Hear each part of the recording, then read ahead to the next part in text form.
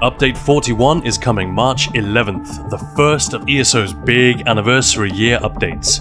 This is Khan from Ninja Pulls, and here's a rapid rundown of what's on PTS this week. Keep in mind that a lot could change before it goes live in 6 weeks' time. 2 new dungeons, 6 new sets, and 2 new monster sets. We're also getting 3 new rewards for the worthy sets, and a new mythic which could be very nice for new players who haven't collected much gear.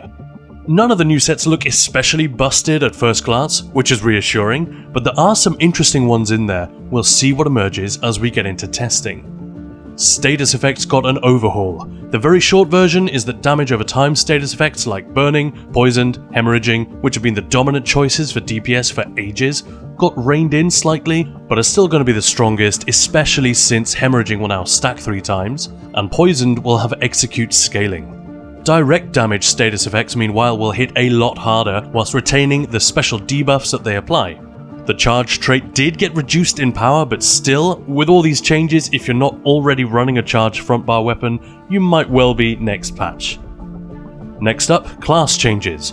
Arcanist finally got reined in. Fate Carver damage will be 7% weaker, and the shield from the Pragmatic Morph should be a bit more sensible, or at least less ridiculous than it was. Psychic Lesion got tuned down to account for those buffs to status effects, and the Rune of Displacement radius is now 10 meters up from 8. Dragonknight's Combustion passive got changed again. This time the damage has gone up by quite a bit, and now both status effects will restore both resources, which should help. The Engulfing Flames debuff cap will now be harder to reach on tanky specs, but DDs shouldn't notice the difference. Blast Bones has been renamed to Sacrificial Bones. The base and Magicka morphs now explode on you instead of the enemy, buffing your dots and Gravelord abilities for up to 20 seconds. The stamina morph stays the same, but cheaper. I guess the idea behind the updated Magicka version is to make the rotation less bar swappy, which might be nice for new players, but it's still an early draft, so don't panic if it's not a total slam dunk right away.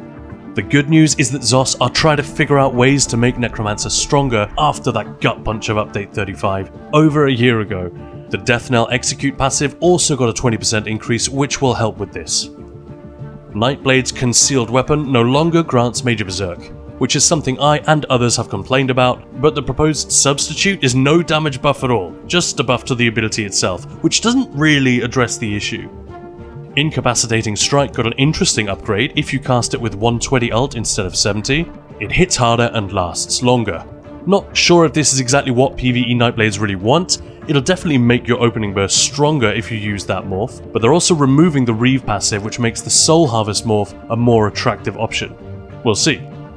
Siphoning Strikes and its morphs now heal you passively while slotted with every direct damage rather than every light attack, and can be activated to restore resources. Sorcerer support's got a nice new toy with both morphs of Encase being reworked and applying Major Maim. Daedric Minefield becomes Daedric Refuge and grants damage shields to allies, and Lightning Splash gets a larger AoE. When you don't have any pets at all, Conjured Ward now heals you, and the Expert Summoner passive boosts your offensive stats. No changes to Templar, but Warden had its chill damage bonus halved, since that status effect already got buffed. And Northern Storm now hits much harder, while Permafrost comes out at roughly the same. These changes won't just affect class performance, but how it feels to play them, so expect a lot more on this in the coming weeks. Other combat changes include an update to Inner Fire. It's now cheaper and deals flame damage, while Inner Beast hits much harder but won't increase your damage done to that target. Vitality and Defile now affect shields as well as healing, and have had their percentage multipliers lowered. Runecarver and Sororia got a slight buff. As usual, there are a ton of other fixes, including Yolnakrin's Wing Thrash won't send you flying if you die to it, and rezzing those that do will be easier. Knocking enemies off platforms in Infinite Archive shouldn't break the run anymore. A huge number of furnishing fixes, typos and UI stuff, and they added roleplay and story options to the group finder if that's what you're into. They also unified repair kits and Cyrodiil repair kits and made Siege stackable in your inventory, which is cool.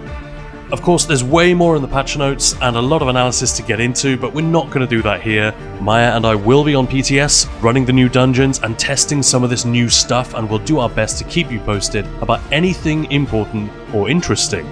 Come hang out with us on Twitch in the evenings if you want to see the new dungeon story, as well as hard mode mechanics, and please support the channel and the guild if you like what we do.